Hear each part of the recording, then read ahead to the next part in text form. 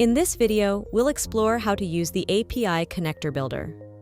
The API Connector Builder allows the app designer to use a third-party API service based on an OpenAPI specification OAS document to make the integration easier by configuration through UI.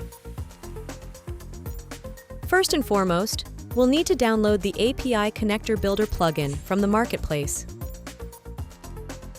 Once the plugin download is complete, create a new app and upload the plugin. To upload the plugin, navigate to Manage Plugins. Select Settings. Select Manage Plugins to view and control all available plugins for your app. Click Upload. Choose the plugin file you downloaded. Press the Upload button to submit your selected plugin file. Close the settings. Once uploaded, the API Connector Builder will be visible after you refresh the page. Next, we need to create an API connector. Click the Add button in the API Connector Builder.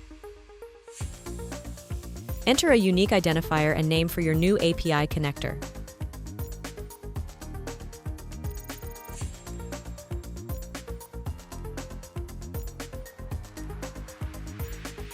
Save your new API connector to proceed. Next, you'll need OAS document of your REST API. OAS document is a standardized format that describes how a REST API works, what endpoints are available, what parameters they accept, what data they return, and how authentication is handled. Upload your OAS document by clicking the document icon. Click the Upload area. Select your uploaded file. Open the Authentication Method drop-down to configure security for your API connection. Choose the API ID plus API Key Authentication method. Enter the API ID needed to authenticate your API connection. Enter the API key. Click Save to store your current API connector configuration. Switch to the Design tab. All available API endpoints from the uploaded OAS document will be listed in this palette. For this tutorial, we'll be using all of the API endpoints, so drag and drop all the API endpoints onto the canvas.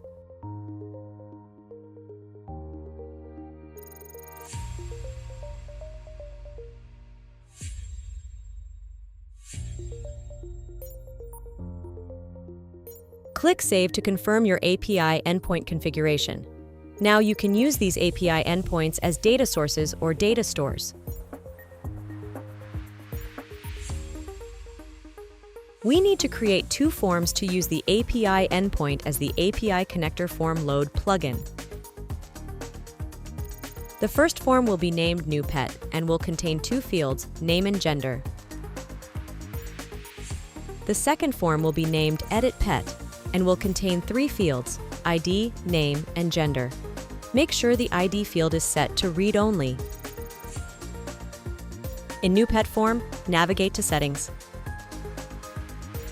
Select Advanced. Under Data, set Save Data to as API Connector. Select API Connector. Click Next. Select the Manage Pet API that we created earlier. Click Next. Click the Select operation to view the available operation list. The API endpoint that we drag and drop in the API Connector Builder previously will be listed here. Select the operation as Add Form Data to create new records via the API. Modify the default payload to use the request parameter hash variable of the form fields. Click Save to preserve your API connector configuration. Navigate to the Edit form and open Settings. Select Edit Pet Form. Click Settings. Click Advanced. In here, we'll configure Save Data To and Load Data From to use the API connector. Select API connector.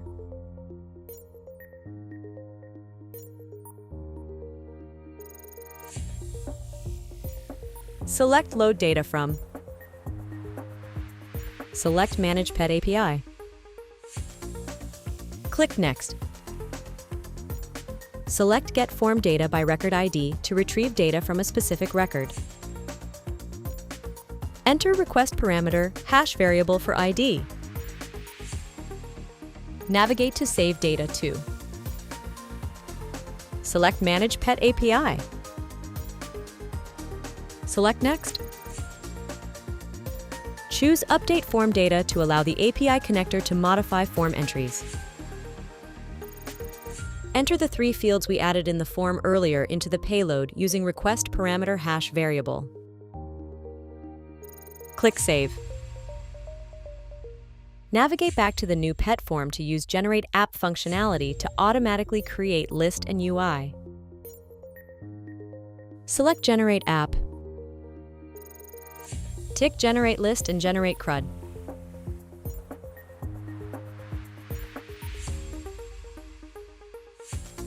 Click Generate to start building the selected features. Click Close. Navigate back to the App Composer. Now that we've created forms to add and edit data through the API, we can continue configuring our list to display and delete data. Select the list to configure. Navigate to Data tab. Select API connector as source of data. Click Next to proceed to the API connector configuration step. Select Manage Pet API. Click Next. Under Select Operation, specify the action your API should perform. For this list, choose Retrieve List Data. Click Next to advance to the Response Mapping section. Enter the base JSON object name based on your API response format defined in the OAS document. In this tutorial, the API response uses data as its root structure. Switch to the Design tab to adjust the visual structure or interface of your list. Once the data is configured successfully, the API endpoint data will be listed in the palette. Add ID column into the list.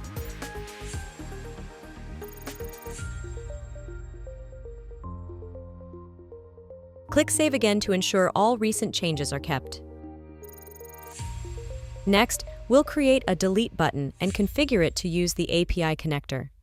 To make sure the Delete button deletes the correct record, configure it to reference the selected checkbox value in the list at runtime. Navigate to Runtime by clicking UI icon. And click Launch. Navigate to Manage New Pet. On the list page, right-click and inspect the element. Then look for the checkbox element and copy its name. Navigate back to the list builder, drag and drop the API connector from Actions into the list, and configure it as a Delete button. Select the API connector button in the table header to open its settings. Enter Delete in the label field. Select Manage Pet API. Ensure the operation is set to delete form data. Enter the copied element name as request parameter hash variable into the form record ID field. Expand Others tab. Change the display type of the Action to Danger button to simulate a delete action. Select Danger button. Click the Apply Change button to confirm and preview your new button style. Click Save. Now that we have an API connector delete button, we should remove the default delete button in the UI builder. We'll also configure the edit button to open the edit pet form. Navigate to the UI builder by clicking the UI icon. Select the UI. Click Manage New Pet to open the Properties tab. Change the form Edit to the Edit Pet form we created. Expand UI list.